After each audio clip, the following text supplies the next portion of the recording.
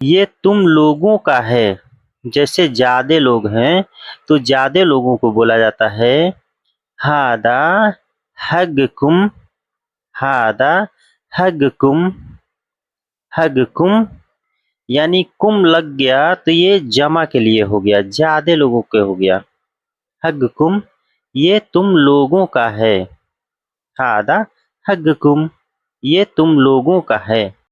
ये उनका है। हादा हग्गहुम। हादा हग्गहुम। हुम मतलब उनका होता है, उनका। हग्गहुम ये उनका है। हादा हग्गहुम ये उनका है। ये उसका है। हादा हग्गहु। हग्गहु हादा हग्गहु